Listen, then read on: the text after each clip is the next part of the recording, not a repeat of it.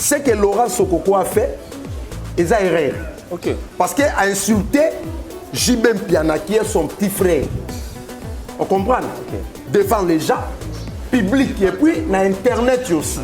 Dans les réseaux sociaux, un jour Rwanda est sonné vraiment bien. Voilà. Parce que dans le niveau de Jibem Piana, à Rwanda, Katiambo Kanabiso, il y a Laurent Sokoko, à qui jamais consulté Jibem Piana pour traiter comme un fou. Banza London TV. Boum, ça là. Ouais. Azala va placer à côté, il y a des fois Kofi Olomide à mon aïe.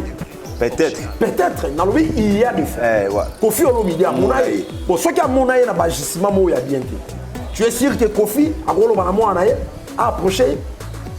Est-ce qu'il n'y a pas de Kofi Olomide?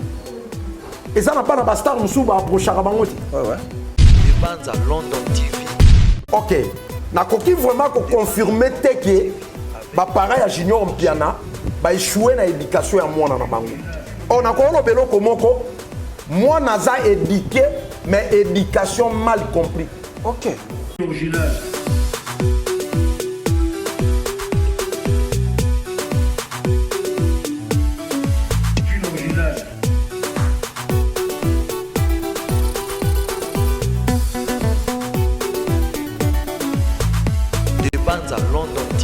C'est l'heure de vous informer, amis téléspectateurs, mesdames, mesdemoiselles et messieurs. Bienvenue dans votre chaîne de Banza, London Télévision, dans votre émission Tika Place la culture. C'est toujours la voix de votre humble serviteur, M. Mago, l'apôtre de tous et eux, les journalistes autrement dit, Mobali Nzambe. Merci Nanzapa, Munga Baraka, Munga Mapen de Giovanni, Jova Jig, Jova Shama, Elohim, le maître de tout l'esprit, Emmanuel, ouais, possible encore Pema.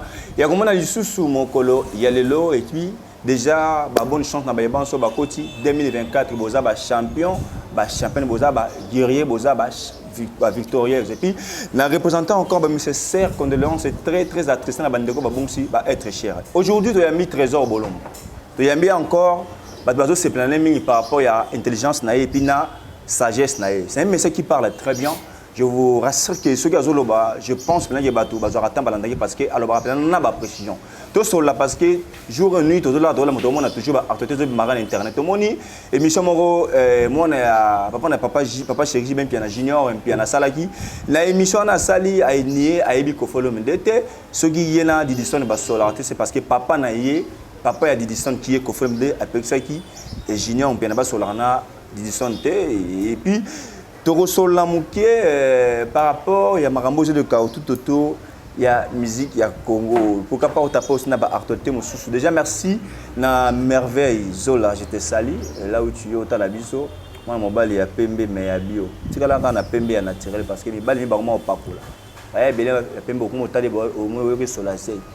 Tu vois là on a Pembe il y a bio parce que dans mon bal mais on a Pembe naturel. Merci à toi Oscar Boukassa, il y a Noël Boukassa na carte Afrique ici. Il y a un akata qui me lève dans la foule ici. Merci aussi à Moïse et merci à Sam Kunku, le nécessaire moté ma mère et même Kunku nakata London City. Sam Kunku, oh le bel roté.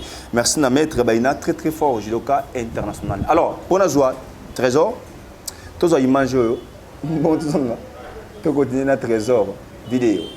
On peut y aller? Ouais. C'est qui lui? Ferregola. Alors dis-moi, qu'est-ce que t'aimes le plus en fait quand tu vois cet artiste? La voix, belle voix. Ouais. Deuxième artiste, c'est qui lui? Inos Bia. Dernière photo. Là, vraiment, là, je connais pas. C'est pas vrai. Vraiment, je connais pas. Non, arrête. Non, là. Vraiment, je connais pas. Non, là, même moi, en fait, attends. On peut changer de photo si tu veux. Non, je connais. Toujours pas. Toujours pas. Oh, non. Mesdames et messieurs, je vous montre la photo, regardez vous-même. Voilà. Et je peux te donner un indice, peut-être tu vois pas bien, c'est une légende. Il a commencé il y a longtemps. Félix Oisé, quoi? Oh, wesh. Comment ça Félix Oisé, quoi? Wesh. Ah, monsieur Junior. C'est une légende, lui. Bon, un indice. Son orchestre, c'est Quartier Latin. Nous sommes de retour, amis téléspectateurs, et mesdames, et mesdemoiselles et messieurs. Vous nous regardez à travers notre chaîne majeure de Banza, London Télévision. Donc, nous avons Nazana Trésor. Bonjour et bienvenue. Bonjour, Margot Mopandisango, mon frère que j'aime beaucoup. Au salon, bien tant au salon annonce nayo. Autant à Bakombo Mogowana, Bakombo Mogowana est tellement très puissant. Ah bon? Jéhovah Rapha, Jéhovah Nissi, Jéhovah Jireh, Jéhovah Tchikenu. C'est lui le notre Père. Merci à toi parce que au a sous opportunité. Il y a aussi exprimé les sous na micro na yo et na profiter na pe samote na cordon Oscar Boukassa, le célèbre sali à toi. Je salue aussi Major Tekaba Vitre mon vieux, pourquoi pas na otala na poto wana na moni masananga Yadjo Malonda na pesi sous mote na Stella Massamba la fille où il y a danger vraiment à Grenoble. Je salue Gianni Mata et pourquoi pas na pesa mote na Rosa Malomba et c'est Louis Nzamba. Merci à toi. Alors, il s'appelle le Papa Nsa avec son épouse et maman Nana Bakolo Espace les Corneilles na commune à Kassavou na venu banali ba fungela nga mutema de pesi ba ngombote. Trésor, santé et bien. Kitoko vraiment talaka nengozo mona. Je salue aussi notre boss ya. Papa Nsa. Papa Nsa et pourquoi pas Maman Nana. Original. De Mbazalon original. De Bria original. Merci à vous. De Bria original de Pesson Beauté. Alors, Hollandais, il y a Junior Piana, moi, il y a JB Piana. Je pense qu'il y a un magicien, à ça, rappelle musique, il y a un bongo. Balarsi photo, il y a Kofolomde, il y a un Kofolomde. Quand tu as tangi combo, il y a Félix Oajo, quoi. Na place ya Kofolomde. Oh, Félix Oajo, Kofolomde, tu musique liboso, c'est Kofolomde. Mais il y a tangi Félix Oajo, quoi, Anié, Kofi Aibi Kofolomde. Merci beaucoup. Mago, ndeka na Aibi Sarayoke. Nous, tous awana pona ko casser ba antivaleur nyos. Nga isala nga yer mo pasi, mais na rolingana répondre na question na yo. Ba rumeur wana et puis na ba image ezotambola mingi par rapport ya agissement ya notre frère Junior Mpiana ou yaza mwana ya JB Mpiana. Ya JB Mpiana. Fils biologique. Papa chéri, souverain que j'ai sali. Na yo ki ba rumeur mo il paraît que JB Mpiana fundi le vieux Laurent Sokoko par rapport ya retour ou ya ba agissement ya Junior Mpiana. Mais ce que JB Mpiana fundi ya Laurent Sokoko et a ba erreur grave. Parce que moi, on a mal éduqué. Ah bon? Alors, pour rebondir ça, pour n'abîmer vraiment impolité, Aza éduqué mal planté. Éduqué mal planté. Ok, donc on a une espèce de poireau mal planté. Ah, moi on a battu. Oui. Aza moi on a battu, mais Kofi Aza papa a battu. Est-ce qu'il y a un Kofi Olomide? Malgré que antivaleur à Kofi Olomide. Malgré ma erreur, il y a Kofi Olomide. Parce que JB Mpiana a un grand star. C'est une grande star. Ok? Moi, je JB Mpiana, a yebi Kofi Olomide bien. On remarque que moi, JB Mpiana, quand même une photo na Kofi Olomide. La fête, il y a un mariage à maman. Bon, comment moi, quand une photo na Moutou, moi, je sais que ils ont vraiment l'importance. Alors, son père, qui est JB Mpiana, papa chéri. Tokolo ba ke moi on a mal éduqué, asa éduqué. Est-ce que moi on a abandi biloko depuis quand? Ouais. Abandi ngo leloté. Alors, ce qui tozui na histoire ya bana ya bastar. Parce que yazolinga a se remarqué batuba chaika. Mais na sens wana o yazolinga batuba chaika. Et ça na sens moko normalité. Tobeta histoire à bébé Chanda. Lelo bato belé bazol ganga gangawa. Ngana danger na tondisi salboy, ngana tondisa boy. Ngana yo to ebiango. To kenda otala bébé Chanda. Okay. Bébé Chanda sala plein na stade de martyr. Azaki na agini. Azaki na agini. Et bébé Chanda lelo a se retira. Or so que ça la muto lelo a roté mata banda ko sala ba polémique à danger. Abanda ko insulter batu.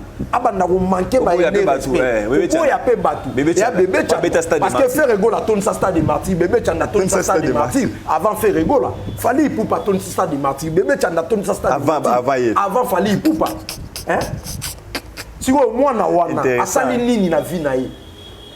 Na invité ceux qui sont artistes, comédiens. nayebi te soki aza artiste peintre, nayebi te soki aza artiste décorateur ou dessinateur. Aza musicien. Musicien, eloko nini esi asali na vie na ye. Hein? Ou bien œuvre moko mwana on a sali déjà. O etiki mango, il faut pas toi encourager ba n'importe quoi bongo.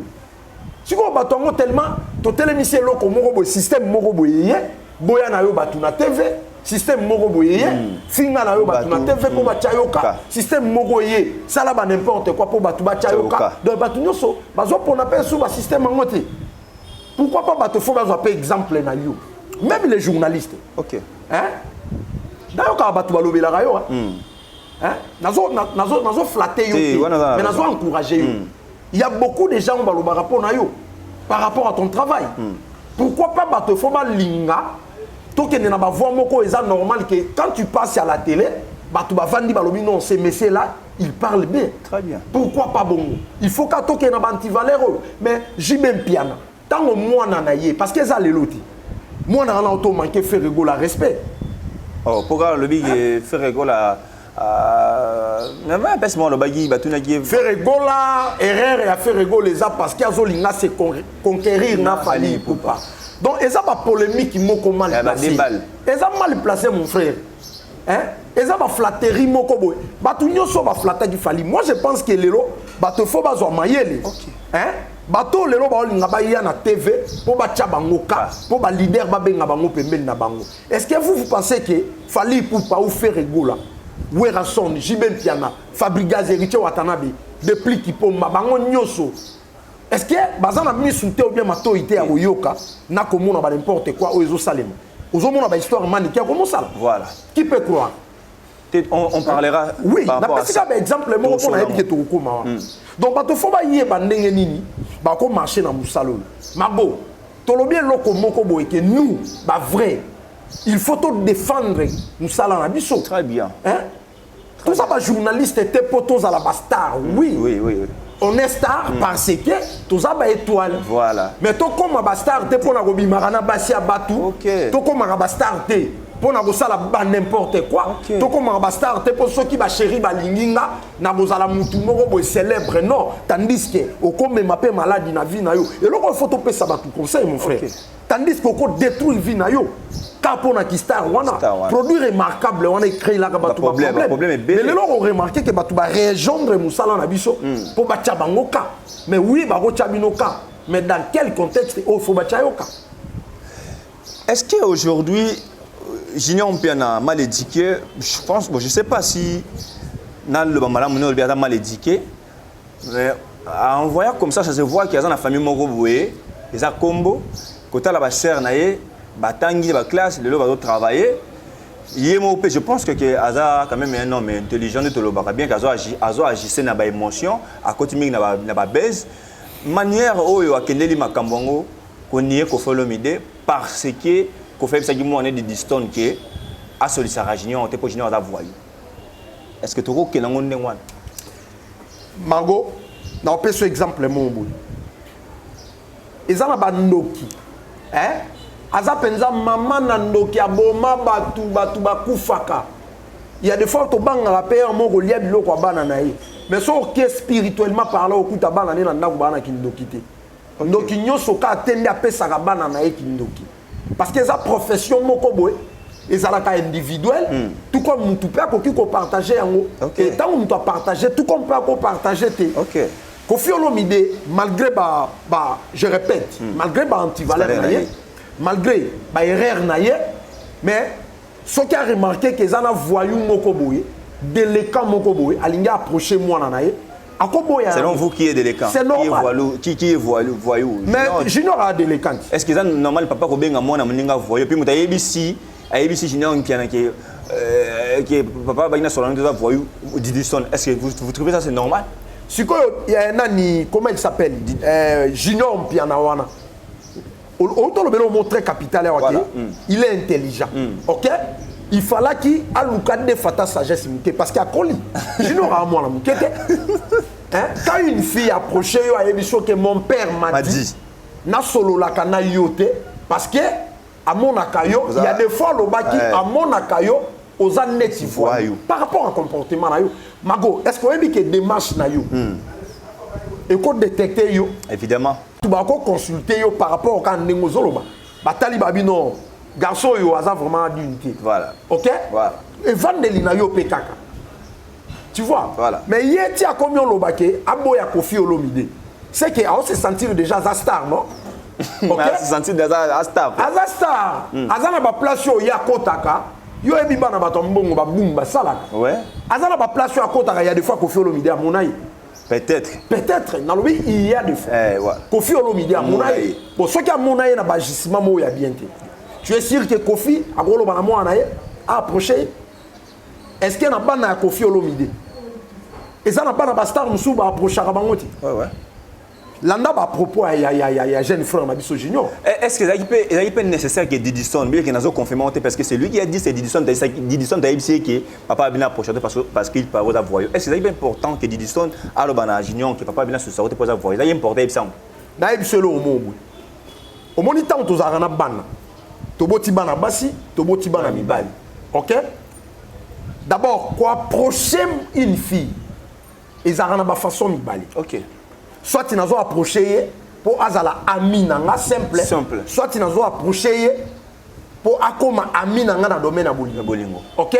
Alors, tant on dit déjà une fille a osé puis qu'on soit courage à koya bisa amina ye o bazala bango mbaleke. Mon père m'a dit que na approché yo les sous-soutés. C'est que papa wana parce que obino bana bosala. Biso bakolo ba papa to yebi attention na bino. Papa wana peut-être atanga ki mwana moni attention à mwana zanini par rapport à mwana nanga parce que influence peut ko influencer mwana ko influencer Didiston. OK? Alors papa ya Didiston tant moni que mwana o azo approcher jeune fille nanga comportement na yeza bien té. Il est libre ya ko yebisa mwana na ye. Alors tant mwana pe à reconnaître que c'est lui mon père o ya botanga. Aya yebisi yo amina. Et là on y yo faut ça. Si réellement tu as besoin d'approcher Amina yo wana bien pour vous abino mbalé ba ami. Au changer comportement na. Très bien. Très bien. Le but comme on a mutuya ce que to ba Didiston ninga zo yitan ko sa Junior que papa bina approcher est-ce que a exposé papa na et pas Junior parce que Junior a d'ailleurs censé à lobango peut-être des likambo et ça les ba ngule belé mais au moins ga bimisi on peut-être na kanda na mutema likali le wana que si aujourd'hui bazana distance na Didiston à cause papa na ba. Margot, est-ce que Junior Mpiana, devant Didiston Olomide, il est qui? Azo pesé na poani ni liboso Didiston.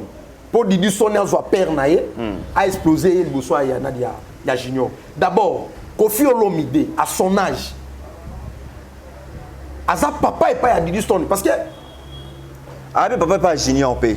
Yango na zoloba, aza papa et pas ya donc par rapport à âge ya Junior na Koffi Olomide.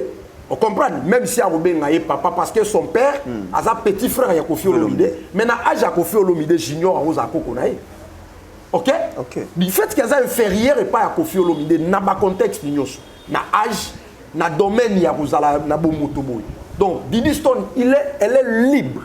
Il y a Koye sa papa naï, Koye sa ami naï, c'est que son père a dit.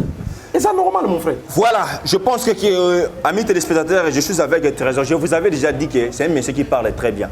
Bon, moi, Gazana va préciser, parce qu'on a beaucoup de choses à faire après l'émission. Alors, quelle est votre attitude? Quelle est votre réaction par rapport à la vidéo de Laurent Sokoko? Il est allé au-delà de Bengake. Montaliboma, Abota Akaka Montaliboma. Si c'était le cas, que JB a reporté plainte, pourquoi JB a reporté la plainte et pas Laurent Sokoko? Je crois comprendre la question. Bon, le Kolanga Nazara vraiment contre antivalère, ce que Laurent Sokoko a fait, ils ont erreur. Parce qu'il a insulté JB Mpiana qui est son petit frère. On comprend? Devant les gens, publics et puis dans Internet aussi, dans les réseaux sociaux. Un Girwana est sonné vraiment bien. Parce que, dans le niveau de JB Mpiana, Aouana Katiambo Kanabiso, il y a Laurent Sokoko, à qui jamais consulté JB Mpiana pour traiter comme un fou. On comprend? Erreur, il y a Laurent Sokoko, et ça partir Yawana. Mais quelque part, il y a Laurent Sokoko, moins raison qui est par rapport à quoi? Nabajissima, il y a moins na JB Mpiana.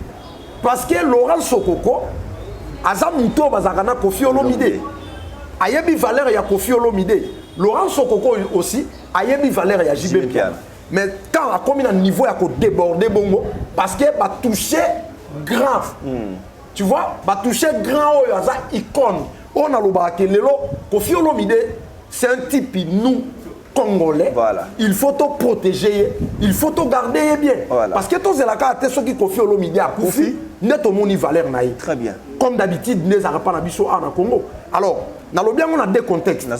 Laurent Sokoko a commettre erreur grave. Il y a un monsieur comme JB Mpiana, Liboma, na télévision. Ok? Mais quelque part, 1%, il y a moins raison.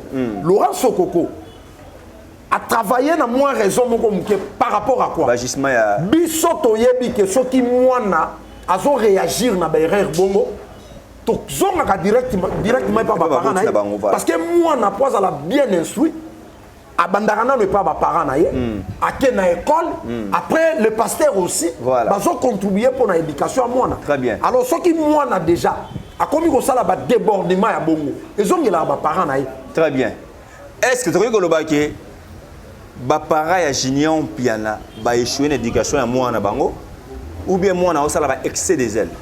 OK. Na koki vraiment ko confirmer que Bapara ya Junior Mpiana ba échouer na éducation à moi na bango. On a ko lobelo komoko moi naza éduqué mais éducation mal compris. OK. OK? OK. Moi naza éduqué mais éducation mal compris. Parce que au moment où Babylone mususu bana babebaka libanda et pas ba camarade na bango biloko mususu bana misusu bavanda katala lobi ah ba parents nga baza vraiment na moyen ti alors lelo soki na lobi na s'embrouiller nazo vie na nga na italien ngona ba n'importe quoi na libanda na opesa ba parents nga pasi ndeto vivre na bango alors faut na luka moyen na tanga pour lobi nga pe na zala utile na société na aider ba parents nga na bandeko nga bana misusu mbongo et comme ça va bango le roi bato à maboma. OK. On comprend là? Voilà. Na vivre na Angola. Na oyo biso que la majorité à ba bandi bazaka na Luanda. Ba papa na bango ba ministre, ba papa na bango ba député, ba papa na bango ba cadre minene na gouvernement. La majorité à ba bandi. O ba sala ka ba désordre. Ba papa na bango bazaka bato à mbongo. Voilà. Donc quelque part on remarque que bana bato mbongo ba kola ka vraiment place bon na ba parents na bango ti. OK. Tu vois? Au mona que non bana bazaka na poto na maman na bango, papa na bango atikalaka. Soit in a pays pour na osala misala o yazo sala. Mais tango bana ba kuna éducation bana et cause à la ndenge. Voilà, to komi na souka émission, to quatre émission boye parce que nga yezala mokuse, trésor toute dernière question, je pense qu'on va mettre les points sur les i. Là JB Mpiana, il paraît apporter plainte. Na Laurent Sokoko oya agir na ba émotion parce que da petit Koffi Olomide puis a joué le rôle à icône o Saline Zela. Na Junior Mpiana oyo a créé ba problème mo créé ce qui semer des troubles. Na di disona ko yebisa Junior que papa bisa boyina approcher pour aux ti voyou. Nani na centre makambo na zo bénéficier nango to solution to ko ça pour to arrêter l'hémorragie. OK, merci beaucoup pour la question na yo. Na lingina na lancer message moko est très important. Et pas ya ba icône wana bazolandanga. En tout cas, na lingina senga na bino. JB Mpiana, Koffi Olomide, ya Laurent Sokoko. Na bandi na Koffi Olomide o ya za grand frère ya JB Mpiana. Koffi Olomide, toza na 2024. To passer na ba élection na mboka na biso. Na mboka na biso dollar mataka chaque jour. Na mboka na biso kuluna ezo est vrai chaque jour. Na mboka na biso éducation eza bienti. Na mboka na biso batu balela kanzala chaque jour. Koffi Olomide JB Mpiana. Boza ba musicien, ba éducateur ya masse. Bozongisa mémoire na bino sima. Na ba pouvoir oyo utoleka. Combien boloni na mitema ba congolais? Est-ce que lelo aide na bino devant chef de l'État Félix Antoine Tshisekedi Tshilombo ezanini poto pousser Congo kende boso tozana besoin lisu ya ba makambu wana ti JB Mpiana aussi na part na yo musique na bino soke kita na se e banina on te pour na phénomène combattant ezana on te pour bino bosila mais bosili sa musique na bino pour na politique ya mboka na biso Congo batu babaya bino parce que bo sapuya ki na côté moko oyo nyokola peuple azolela mais bino boyembela bato wana aussi longtemps na bandako na bino bobwaka fufu bobwaka loso bobwaka miliki bato mususu bazoboma bandeko na bango pona kozanga matembele na kati ya ndako.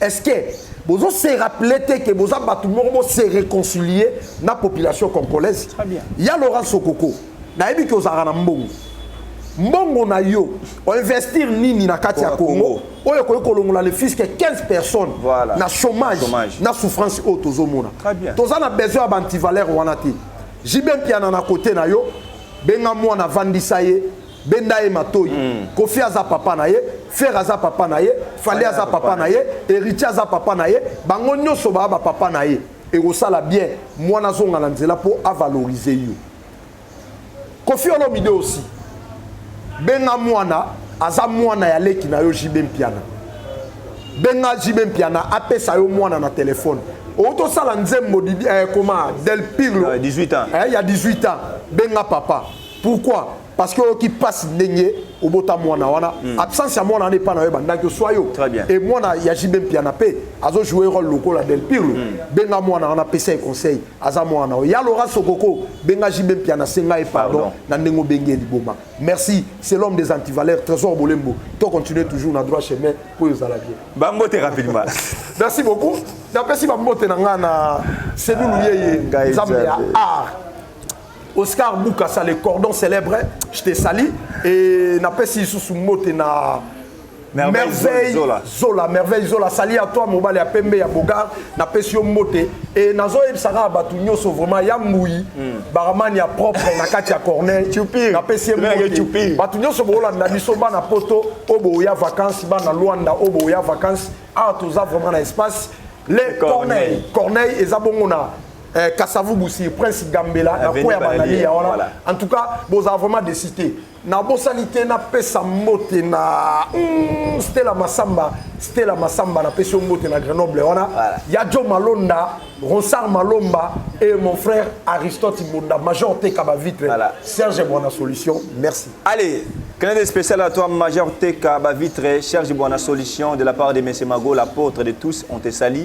Merci aussi à madame Belinge Balanga Nakati à Angola, moi aussi à Bio, moi aussi à Lèvres, moi aussi Pete le roi mon co à Sardinani. Pourquoi pas aussi merci à toi mon frère Yannick Youra Pro, double viseur notre réalisateur. Merci Mago, à toi. Pardon, s'il vous plaît. Parce que balobi na Luanda wana na mona ka 2 personnes. Major Teka Bavitre Mouvier, Major Teka Bavitre Serge Boana Solution. Petit Nabino Yeyo, Mago Mopanzi Sango. Nasir, na OPC numéro Nabino et puis à outil de Nabino. Voilà. Moi, Malobanaye et au Saladier. Allez, un grand merci à Maître Baïna, très très fort, judoka international à Londres. Merci à Debrino, original. Merci à Brinège Mbele. Depuis quelque part, on te salue. Donc la parisienne, allez, retrouvez-nous demain, c'est même adresse de Banza, dans notre TV qui nous aide. Allez, au revoir.